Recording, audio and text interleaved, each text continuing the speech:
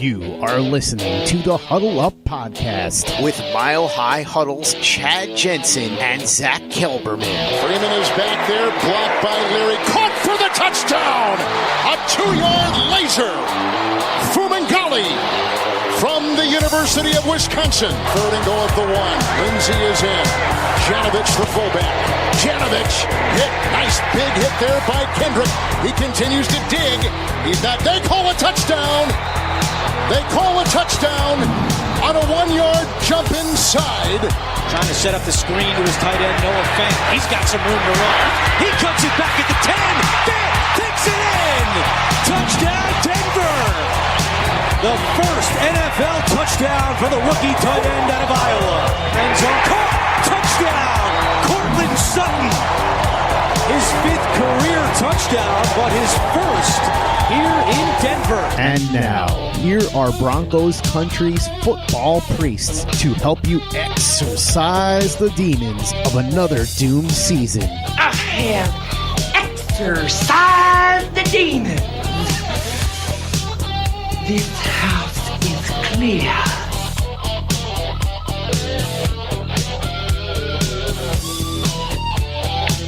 Okay, and we are live. Welcome in, everybody, to the Huddle Up Podcast, presented, as always, by Mile High Huddle, powered by Overtime Media.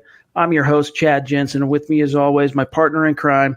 You know him, you love him. He is Zack Kelberman. And Zack, just, a few hours before we took this podcast live, of course, the tragic news and sudden and shocking news that Kobe Bryant has passed away, that he was killed in a helicopter crash just north of Los Angeles Sunday morning. And I think everyone's still kind of coming to grips with that. I can see here in the comment stream that our great listeners are still, it's going to take time for this to kind of sink in, as shocking news like this typically does. But what a loss to the NBA, to the sports world. And, he was a great player and a great guy on and off the court.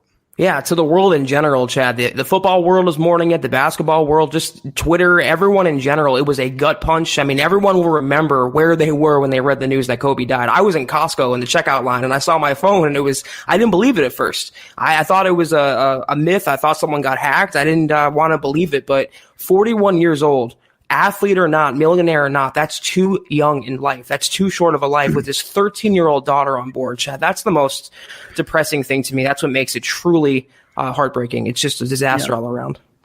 Absolute tragedy. It just makes you kind of realize how fragile and how precious life is, and how no matter how successful we are as individuals, or, how big of celebrities we are, when it's all said and done, we all end up in the same spot. We all end up, we all share a fate. And, in some sense, there's something comforting about that. But to me, what it means is, you got to embrace each and every day, and you have to, appreciate what you got at all times, and don't take things for granted. But, this isn't a podcast that we tend to get to bogged down over deep issues, right? This is football. This is the Denver Broncos. This is your team, NFL draft, NFL free agency, and all that. But we would be remiss to not at least open the show, Zack, by acknowledging what happened today, talking a little bit about it, and expressing our own shock and grief over it. I mean, I wasn't a Lakers fan. I'm not a Lakers fan. Never was growing up. But of course, how can you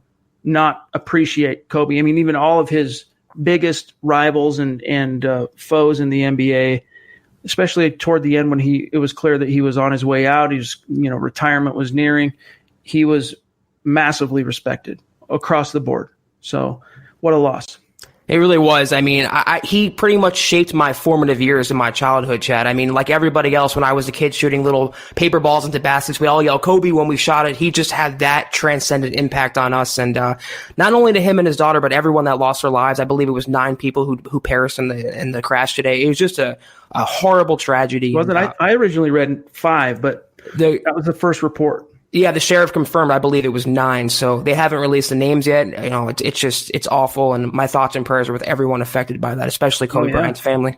I'm reading it here on Sports Illustrated. LA County Sheriff Alex Villanueva told reporters that 9 people were on board the aircraft, the pilot plus 8 passengers. So, and what just makes it that much worse is his poor daughter, his 13-year-old Gianna, who went by Gigi, was on the helicopter as well. So, man, what tragedy. And, in the spirit of that, like, look, we got some comments here, like, well, you guys should take the day off because what happened with Kobe. And, the NBA didn't take the day off.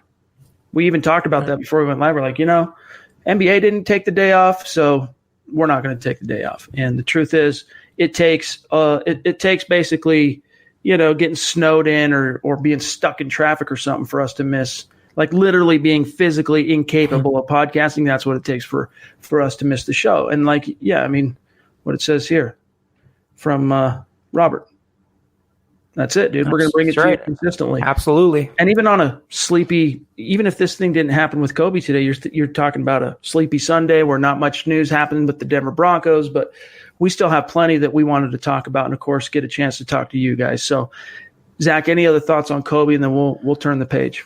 I understand the sentiment. A lot of people want us to focus on Kobe today, but as hard as it is, we have to soldier on. The show must go on, Chad. We have some news we want to talk about today, some Broncos topics, and anyone who wants to, interact with us about the Broncos, we surely appreciate that. But, it is a tragedy. We're not downplaying it. We're not glossing over it. We're acknowledging it, and it's just, what more could you say? I'm still in shock, personally. I still can't believe it. It feels like a myth, feels like a dream, but unfortunately it's not, and it's totally, completely awful.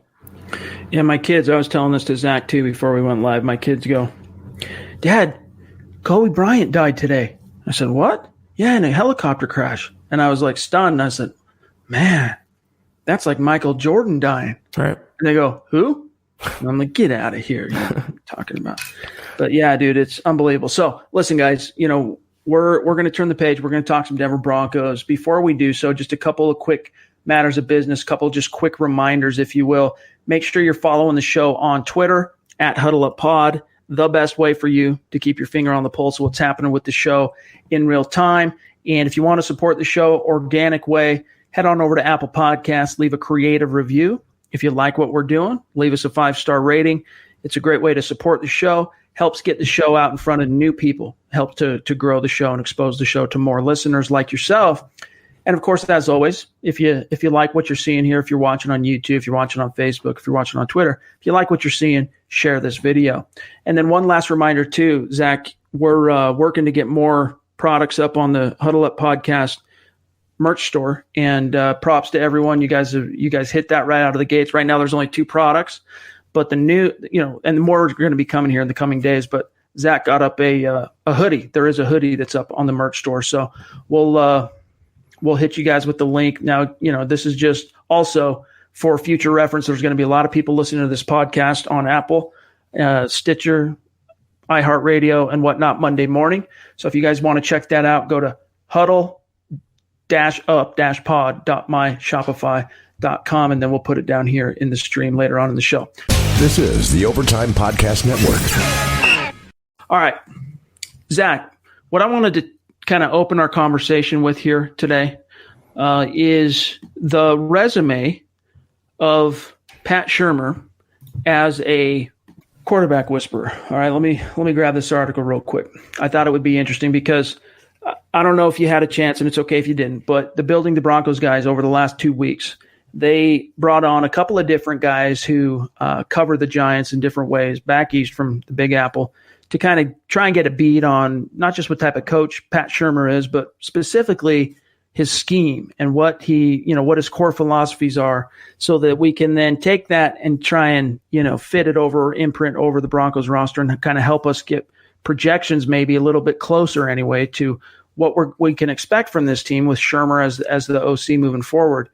And I thought, one of the takeaways from listening to these guys is that pretty much everywhere Shurmur has gone from the time he became a quarterback's coach on, which was in 2002, pretty much every quarterback, with 0 exceptions that I can think of, we'll go through it, has thrived and shined under Pat Shurmur. And one of the biggest themes when I went back and really studied his resume and the quarterbacks he worked with at each NFL stop, Zach, is that in multiple stops, the quarterback he worked with posted their career high season statistically under Shurmur's direction.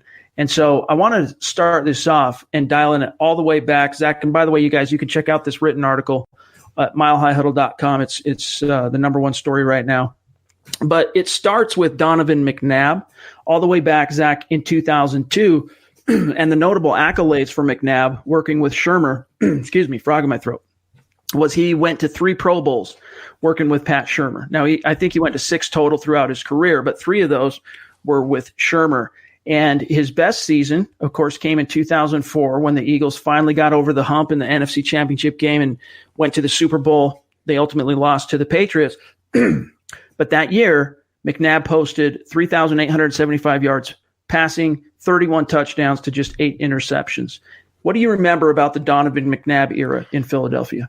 I remember their Super Bowl run with Terrell Owens, and they had a fantastic 2004, I believe, season. And, I didn't realize in the moment that Shurmur was the man behind, who shaped McNabb and helped him become the quarterback that he was. But I look back on those years with McNabb at quarterback fondly. I believe he was a little underrated, actually, compared to other quarterbacks of his generation. He wasn't the best, but he was definitely up there in the upper echelon. And it's nice to know that you can trace Shurmur's resume all the way back to the McNabb era, which now, Chad, 15 years later seems like ancient history. So it's definitely encouraging.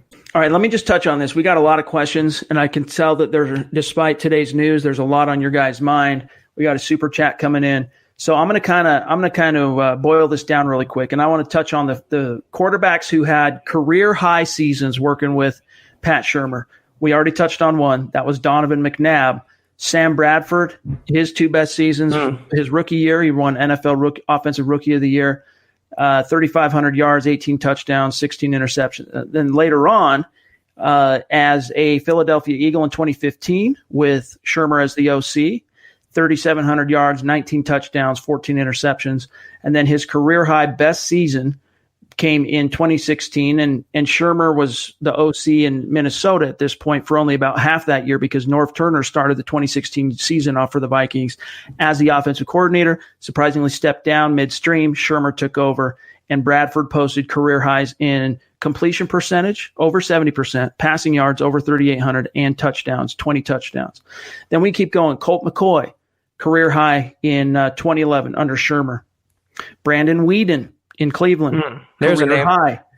As a rookie, it was his rookie season in 2012 under Shurmur, career high. He never topped what he did as a rookie under Shurmur. Case Keenum, 2017. Now, you can nitpick this, but from an overall, not just the team success, but his individual stats and efficiency, career high completion percentage, over 3,500 yards passing and 22 touchdowns to just 7 picks. And you got to keep in mind he started 14 games, so those numbers probably would have been a little bit more had he started all 16 games. And then lastly, this isn't exactly a career high, although Eli Manning in 2018, which was Shurmur's first year in New York, he did post a career high in completion percentage. 66% of his passes, Manning completed them in 2018. 4,300 yards passing, 21 touchdowns. And then, honestly, this is the last one here, Zach, is what gets me the most excited, is the work he did with Daniel Jones last year. And, of course, we've talked a lot about this ever since the Shurmur hire. We've connected the dots and talked about how, the decision-making came down to Locke and Jones, and they ended up going with Jones. But if you look at what Jones achieved in just 12 starts, that's what blows my mind. All right, this kid went over 3,000 yards passing, 24 touchdowns, and he only started 12 games. Now, let me put a few things in perspective. Up until 2018, Zach, the rookie touchdown passing record was held by Peyton Manning and Russell Wilson at 26. Then Baker Mayfield broke that by 1 in 2018, so he holds the all-time single-season passing touchdown record for a rookie. But it was all, they're starting all, I guess in Baker's case, he didn't start all the games. So that's even more impressive for Baker as a rookie. But in Jones, if he would have started all games, 24 touchdowns in 12, I think he would have broke that 27 record. But even still, so many of his accomplishments as a rookie in 2019, Daniel Jones, he was breaking records left and right. So what this tells me, though, Zach, the takeaway here is that we can expect good things to happen for Drew Lock. Now, that doesn't necessarily mean that team success is going to come with it, but I am super excited about what this means for Lock. Yeah, he did do good work with Daniel Jones. I think the jury's still out on him, obviously, as a prospect. I'm not the biggest Daniel Jones fan. I think a lot of his stats last year were in garbage time situations. But to me, the crowning achievement of Pat Shurmur as a coach was Case Keenum, like you mentioned, turning a journeyman into a quarterback who came within one game of the Super Bowl. He was really efficient that year, Keenum and the Vikings. He had a lot of talent around him, but the play calling fit his strengths. The same thing we complained about with Keenum at quarterback for the Broncos, Shurmur did the opposite of with the Vikings. Like you said, Chad, just having him in the building, it's going to be a boon for Drew Lock, the same quarterback who went 4-1 to close out the year with a coaching staff that we come to know now wasn't really equipped for his kind of, quarterbacking play, not really equipped for what the culture the Broncos are instilling here. Having him in the building, having a guy like Mike Shula as his number 2, his trusty right-hand man, it can only spell good things for a raw quarterback like Locke. But I think, to me, he's a little more advanced than Daniel Jones. I think, to me, he has a higher ceiling for sure, but also a higher floor. So I don't think there's anywhere to go for Drew Lock but up, and I think he can go really upward, into that upper echelons here, maybe even the year of Drew Lock, Chad, in 2020 with Shurmur at the controls. I don't disagree. And in fact, if you go back and read this article that we published today at milehighhuddle.com, you'll see that with the exception of Donovan McNabb, almost every quarterback and Case Keenum, I guess, but almost every quarterback Shurmur worked with who also ended up having career highs, and it's been almost every quarterback he's worked with as a starter. Most of those guys were either rookie or second-year players. So the guy has the ability to not so much dumb things down or simplify per se, but to reach a young player on their level and figure out what they do best and then scheme and coach around that in order to maximize their skill set. So it all adds up to good things for Drew Lock. He probably was really stunned when word came in 2 weeks after the season ended that Rich Scangarello was fired. Only a couple days later, that was followed by T.C. McCartney. His 2 coaching tethers to his rookie season suddenly just cut like that. And he's probably still kind of going, man, I don't know what to think. But the second he steps into a meeting room or onto the football field, the practice field, with either one of Shurmur and Mike Shula, we'll talk about Shula here in a few minutes, it won't take him long to realize that the Denver Broncos and Vic Fangio, kudos to him for having the intestinal fortitude to pull that trigger, but they upgraded his coaching resources, no doubt about it. They did. And for someone like Drew Lock, a natural gunslinger, not a game manager type like Case Keenum or an Alex Smith, Drew Lock is a gunslinger. He's the type to put up a lot of yards, a lot of touchdowns, but also a lot of interceptions. So to have a coach calling plays for him that can dumb it down, like you say, keep it simple, stupid. I think it's a great, effective teaching tool. Dumb things down necessarily, make the play calling easier, make it flow better, but most importantly, situationally. That was Scangarello's downfall that we talked about all throughout the season. Third quarter, fourth quarter, second half, third down, fourth down, second down, no matter what, his situational play calling left a lot to be desired. If Shurmur can upgrade that department and also call plays that benefit Drew Lock's arm, you're going to see a very efficient and very explosive Broncos offense in 2020. I agree, and I'm excited about it. I can't wait to see these guys hit the field together, and of course, we're still many months away from even OTAs, but yeah, I mean, Shurmur, at this stage, you can't feel anything but, I think, bullish for that move. It was a great move, and, tough decision for Fangio to make, obviously, especially because it meant him kind of going back on his word publicly that no changes were expected to his coaching staff. But nevertheless, he did what he felt like was best for Drew Lock, and he did what he felt like is best for the Broncos. And I think he was right. I think his intuition and his instinct to make that change was the right one. Now, Edward Keating jumps in, $10 donation on Super Chat. We thank you, Edward. Appreciate that a ton. He says, I heard Peyton Manning is going to talk and spend time with Locke this offseason. Is that true?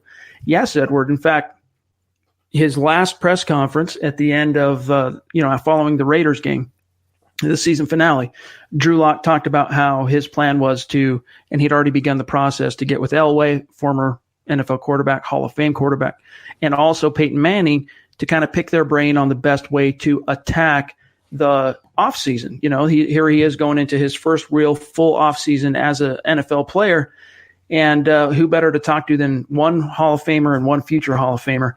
And in fact, adding some newer information to this particular topic, on, I think it was Friday, Zach, Peyton Manning appeared on 104.3 The Fan's morning show, and he actually broke a little news as it related to Drew Lock. Let me read this, what he told Brandon Stokely and Zach By on 104.3 The Fan on Friday. He said, quote, Drew and I have talked. He was kind of asking for my thoughts on the offseason, kind of how I went about my offseason training and when do you start throwing and weightlifting and all that.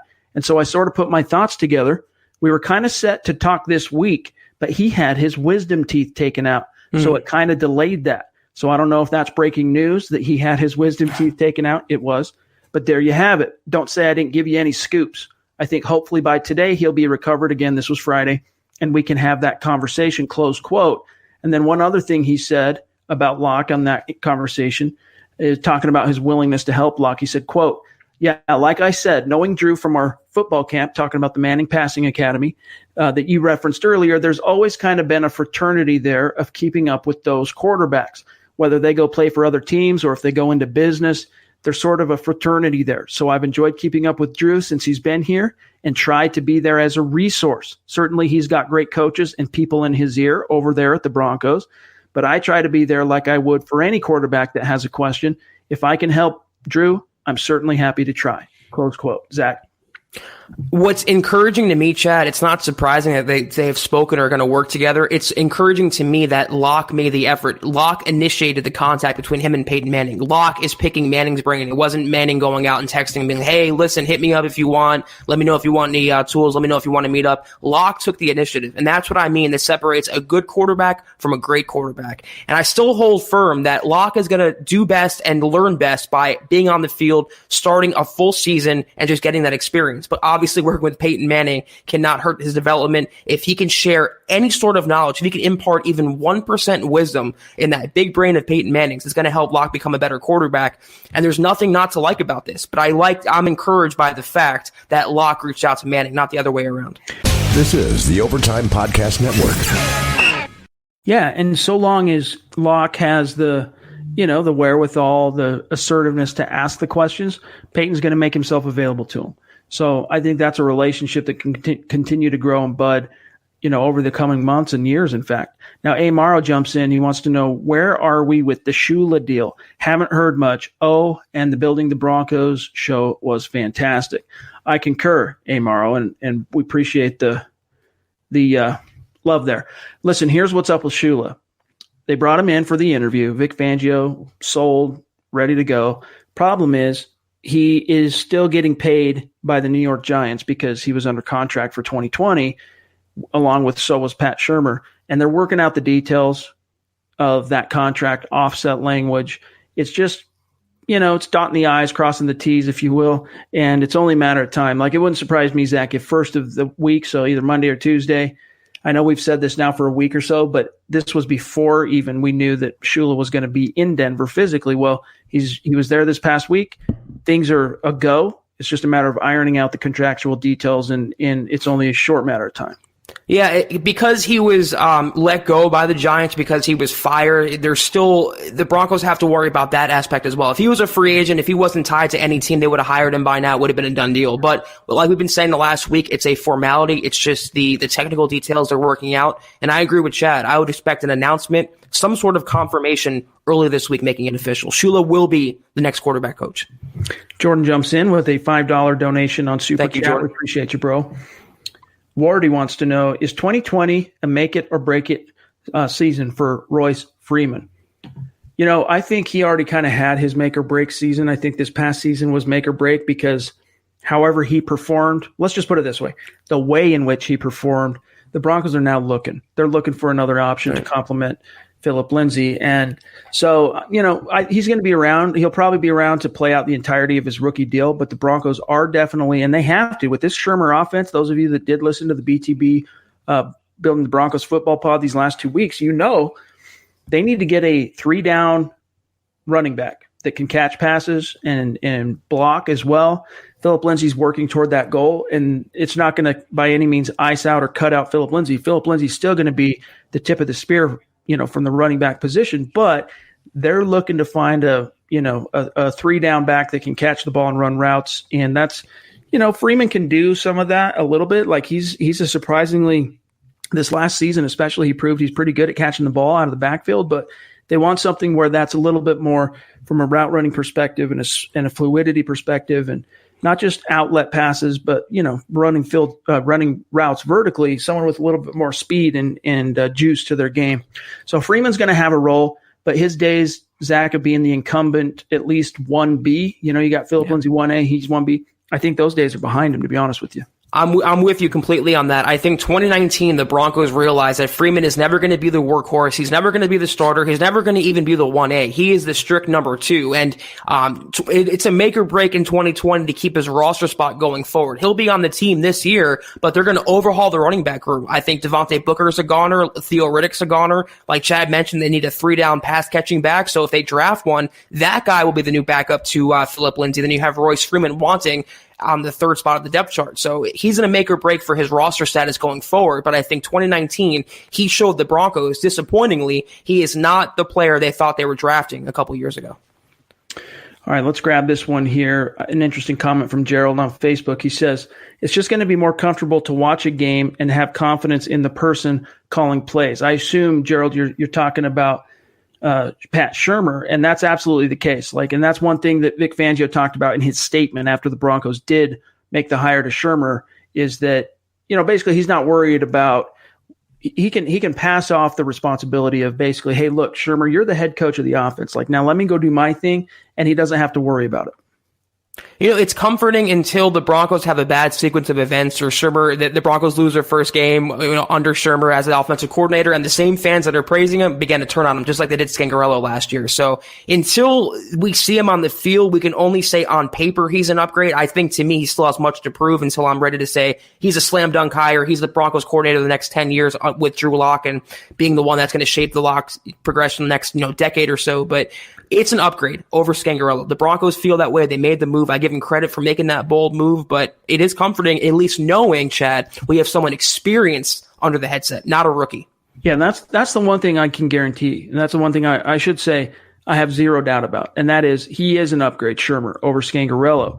The biggest thing when I was researching his resume that troubled me is the fact that he would get these great individual seasons out of his quarterbacks, but it's the teams hardly ever had success, with the exception, of way back in Philadelphia under McNabb. Those teams had success, with the exception of 2017 in Minnesota. Otherwise, especially as a head coach, man, his quarterbacks, he still found a way to mine that talent and production out of them and have career highs in multiple areas. But the team never won. So you got to wonder about that, because in most cases, as the quarterback goes, Zach, so goes the team. Probably 7 times out of 10. So that's something that hopefully the Broncos can, get a finger on and figure out what's going on there. Quentin jumps in. How confident are you that Locke is the guy? Knowing Denver has never drafted a franchise quarterback. Elway was traded for. Manning was a free agent. Plummer was a free agent. Tebow doesn't count. I would disagree with you. Just to pick a nit, Quentin, I don't want to derail this conversation, but Jay Cutler, to me, he was Broncos drafted first-round pick in 2006. As of 2008, once Mike Shanahan was fired, he had him on the path of being the guy and a franchise caliber guy. He was a first-round drafted quarterback in Denver who made a Pro Bowl, and then Josh McDaniels happened. Who knows what could have happened to the career trajectory of Jay Cutler if he is not traded out of Denver and had that whole weird series of events happen. But either way, to the question, though, at hand, Zach, how confident are you that Locke is the guy?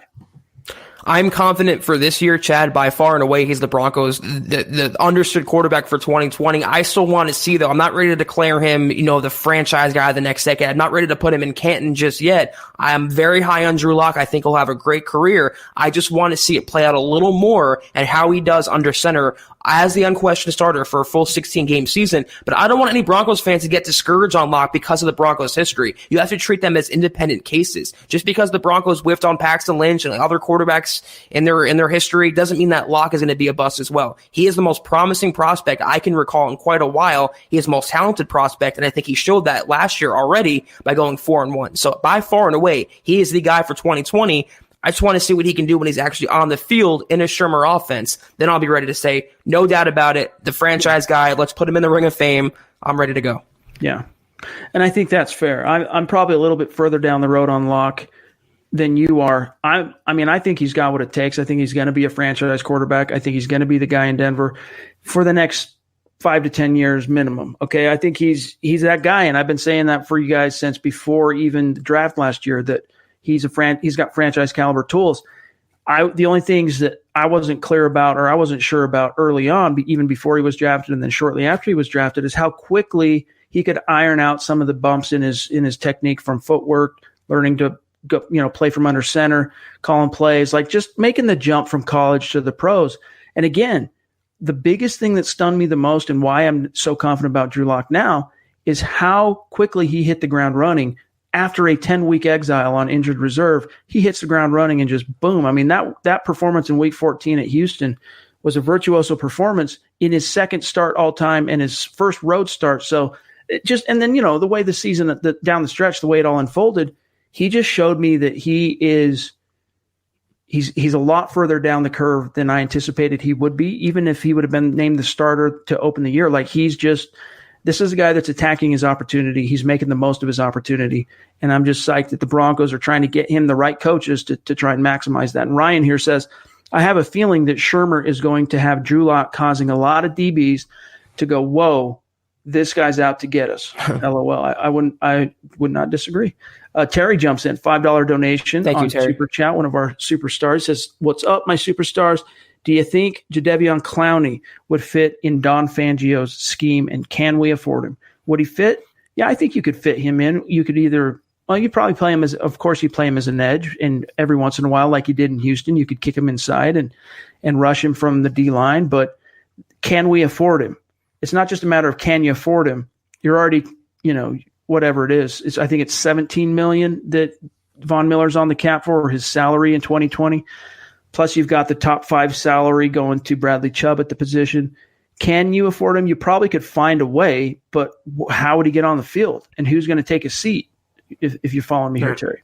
He's a classic case, Jadeveon Clowney, of being a good but not great player. He's a guy who has injury histories. He's a guy who's on his second team now. I would not spend money on him if I was the Broncos. You could not guarantee he's going to play a full 16-game season. And the Broncos want a defensive lineman like that, they could just re-sign Derek Wolfe. So they're not going to sign Jadeveon Clowney. Good player, not coming to Denver, though. They have other fish to fry. I'd rather the Broncos draft a guy in the first round, save some money, and have a higher trajectory of upside for the next however many years. This is the Overtime Podcast Network. Martin jumps in with the question that we have addressed. We appreciate that question, and he's listening on Periscope, on Twitter, watching, listening, whatever. Buck and Bronco 58. What do you guys think of Elway's interview with Outwater on Broncos TV regarding Shurmur? I mean, I think it was he talked about basically that the rubber has hit the road, and they need to get production out of the offense. For too many years, basically, Zach, what he's saying is that we've really struggled on that side of the ball, and it was time to get, with such a important young player's development at stake in Drew Lock and the opportunity to hire a Pat Shurmur, that's where the Vic Fangio ultimately decided to take action. So, it was interesting, but Elway very rarely lets things slip. You would think maybe talking to a former teammate and close friend and Steve Atwater, maybe something would come out, but it was all pretty much, team speak, if you will. Yeah, I'm with you on that, Chad. I just want to take this chance, if I can, to amend a previous statement about Drew Lock. I have all the faith in him as a prospect. The only concern why I want to see things play out is what are the Broncos going to do, Chad, and everyone else listening, to supplement Lock as the franchise guy? Can they protect him for a full 16-game season? Will they get him the wide receiver 2 he desperately needs? Are they going to build the weaponry around him? Then that's the only thing I have concern with. I trust Lock as a player to blossom into a great quarterback. I don't necessarily trust the Broncos right now to give him everything he needs to succeed. If they do, I'm ready to say he's the guy the next 10 years. But until they do, I think you have to question what the Broncos' motive is and what they're going to do with him going forward. Yeah, and even if you're not as skeptical on those issues as Zach might be, you at least have to acknowledge that as great as it is to get a Pat Shurmur and, eventually here soon Mike Shula in there to coach Drew Lock, what the Broncos do in free agency this year and what they do in the draft is going to have a massive impact. I mean, look at how these last 2 draft classes have influenced each season so far, these last 2 years. And that's just going to have a massive impact on Drew Lock's second year. So there's just still a lot of dominoes that need to fall before we can probably get way too far out over our skis. But, both of us, we love what we saw from Drew Lock so far. Yeah. Jeremy says, do you think the Broncos will move on from Jake Butt because he can't stay healthy? Zach, my take on this real quick is he's going to get exactly one more training camp. If he stays healthy, he's going to be on the roster. If he's not healthy, then, they're going to finally cut bait with him. But even if he does make the roster in a Shurmur offense that has room for pretty much one starting tight end and Noah Fant, how much can he offer and how much physically can he bring to the table, Chad? 3 ACL injuries later, what does he have left to give the Broncos? Can he stay healthy? That's question number 1. But question number 2 for me is, what is he going to produce? Can he run the same routes? Does he have the same speed, the same game-breaking ability like we saw at Michigan? I don't know, and I question that and doubt that. And until he proves me wrong, I think a lot of Broncos fans feel the same. He's a cherry on top. Anything you get out of him is a bonus. I'm just not holding my breath on Jake Butt. We got time for just a few more questions, guys. Then we got to get out of here. Josh jumps in with a $5 donation on Super Chat. We appreciate you, Josh. I think if the Broncos could do it again, they would have waited a few days to hire Joe Brady from LSU. What do you think, Zach? They wanted a guy with experience, Chad. Why would they hire a guy who is coming out of college? They wanted someone who has a noted background working with NFL quarterbacks, and that's Pat Shurmur. That's why they fired Scangarello in the first place. They're not going to replace him with an equally inexperienced coach. Yeah, I mean, the one thing that Scangarello had in spades was plenty of experience coaching in college. I mean, it's not exactly apples to apples to compare his college coaching career to that of Joe Brady and what he accomplished at LSU last year, but Zach's point is still a salient one in that, they were looking for NFL veteran coaching experience. And so, it would be interesting to think what could have happened. And he did do a lot of great things there with Joe Burrow, but I'd like to see him do it one more time before we, go crazy over Brady. All right. Evan jumps in, $5 donation on Super Chat Evan. Over on YouTube. He says, love the show. I seen that due to the offensive side being so deep, that we should prioritize defense early in the draft. Thoughts? So meaning the class itself, being deep on offense, that means you need to go with the top-heavy aspect of the defensive side early in the draft. And to be honest with you, Zach, especially coming after our last year where their first 3 picks were offense, it would not surprise me to see the Broncos' first pick or 2 be a defensive player. It wouldn't surprise me, Chad, but I don't want to have any preconceived notions the Broncos are going to go in with a set mindset of we're going to take a defensive player in round 1. The board has to break a certain way. If Ruggs is on there and they want him, they're going to draft Ruggs. If Wirfs falls to the Broncos, they're going to draft him. But if it's someone like Kinlaw, someone like Christian Fulton, they can go in the defensive oriented mindset as well. It all comes down to how the board breaks down. Elway's known to stick to his guns and go for BPA. I think that's what it's going to come down to again this year. Who that is, though, obviously we don't know just yet.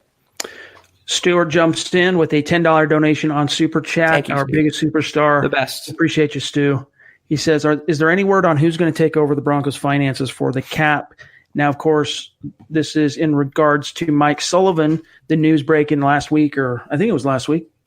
Anyway, that the Broncos are not going to renew his contract and his contract expires. And so the feeling being that they're not renewing it because they have their eye on someone already to replace him, someone perhaps they like more, or perhaps presents a better value from a cost and age perspective, because that's one of the troubles for people of Mike Sullivan's age, and a lot of you listening might be able to relate to this if you've experienced it, is that at a certain point, the old guys get expensive. And so they try and find someone commensurate, with show some promise, some upside, some, a little bit of experience, who's a lot younger, who will take a cheaper salary. Wouldn't surprise me if that was one of the motivating factors behind Mike Sullivan not getting renewed there. But let's see what else we got here, Zach. No news on that, by the way. We don't have anything new on that, Stu, other than we know that, the general feeling is once that contract expires, they're going to have someone. All right. Mark jumps in, $5 donation on Super Chat. So consistent, Mark. We appreciate you. Chad went gangsta about the shade on Drew Lock. Way to go, dude. Zach Perna is boss. All right, guys. We appreciate you. Let's grab 1 or 2 more, and then we'll do them rapid fire here. Mel Kiper's first mock draft of the offseason has the Broncos taking Henry Ruggs, the wideout from Alabama. Do you like that pick? And is there another wide receiver that's a good fit if they don't go Ruggs? Zach, there are a lot of different wideouts in this class that would be a good fit. I mean, just the first and second round caliber guys, Jerry Jeudy, his teammate there at Alabama. By the way, we did like – I mean, I wouldn't be sad. I wouldn't be bummed if Ruggs is the pick at 15. but it would depend on who was on the board. Who did they pass on? Right. Jalen Reagor from TCU. There are a lot of different options. And even that Denzel Mims who showed out during Senior Bowl week from Baylor, I believe. There's this class is, I mean, it might sound like hyperbole, but guys like Eric Trickle, who are studying almost every person in every draft class dating back to like 2013, personally scouting these guys, he's saying this is the best wide receiver draft class of all time, or at least it has the potential to be. So, I mean, yeah. Then you have Chanel. I'm just saying. Then you have CeeDee Lamb in there. There's so many different prospects the Broncos can take. So I didn't mean to interrupt you, Chad. No. I'm just saying if Ruggs is the guy at 15, I will not shed any tears. But like Chad said, it's going to come down to, it's like we've been saying all along, how the board breaks down for the Broncos at 15. If there's Simmons on the board, if Okudah's on the board by any chance, the Broncos will probably go with him. But if a wide receiver is there, they obviously need one. They don't want a defensive guy. He would be the pick. And you know what? That is the biggest offseason priority as far as I'm concerned, a wide receiver 2 for Drew Lock. I would not cry about that. Nor would I. Last one here, guys, and then we got to get going. Mark says, this is Drew's 5th or 6th offensive coordinator in as many years. At some point, will it affect Lock? Can't be easy learning from scratch every year. R.I.P. Kobe, Gigi, and the other souls from earlier today. Well said. I think that's one of his strengths, to be honest with you, Zach, and one of the reasons the Broncos were drawn to him is he's like a military brat that's constantly having to be moved around and make new friends once a year and go into these different places. And what that does is it makes you extremely sharp. It hones specific skills. And Drew Lock having to go through so many different new systems over the last 5-6 seasons for him, what that's developed for him, Zach, is an aptitude to learning and absorbing things quickly. Yes. On a mental level, so that it comes out quickly physically in the wash when he's out there executing it on the field. So I'm not too worried about that, to be honest with you.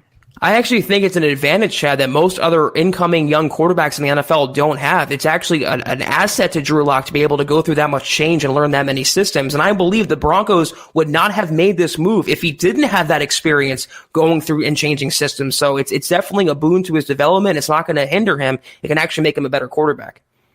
All right, guys. And Terry jumps in, $2 donation on the way Terry. Out. Hashtag football priests. Thank you for the absolution. Always. You got it. You got it, brother.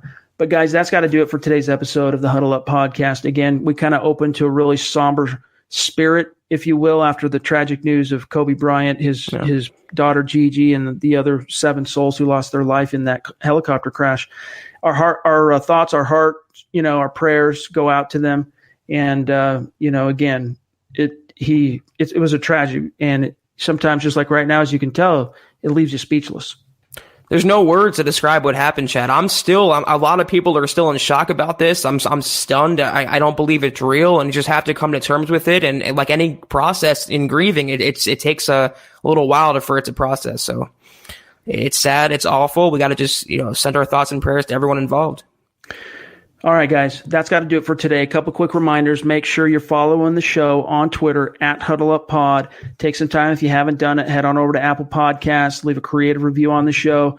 Great organic way to support the podcast. And then right now, what I'm going to do is I'm going to put into the comment stream here the link to the merch store. You can go check out the shirt that's up and the hoodie. A lot more products are going to be coming out on that in the coming days. And again, guys, this is something we're actually hiring someone that's going to partner up with us on this that can just kind of manage it, because we just don't have time to do it. But we know the demand is there. You guys want the opportunity to rep the podcast and to rep Mile High Huddle, and we appreciate that. So we're taking it seriously. We got the store up, and now we're going to dedicate a specific guy to run it and operate it for you guys, and it's going to be awesome in the next couple weeks. It's going to look completely different than it does now, but at least for now, you guys, there's a couple of products there you can eyeball and see if it works for you. But make sure you're following my partner on Twitter at Kelberman NFL, myself at Chad and Jensen, and stay tuned. We'll be back in the saddle tomorrow night, 6 p.m. Mountain, 8 p.m. Eastern, and we'll see what Monday has to offer your Denver Broncos by way of news and storylines. But until then, Zach, my brother, have a good night. Have a good night, Chad. Big thanks to all of our Super Chat superstars and each and every one of you that took the time to listen and view this live and participate in the conversation. You've been listening to the Huddle Up Podcast. Join Broncos Country's deep divers at milehighhuddle.com to keep the conversation going.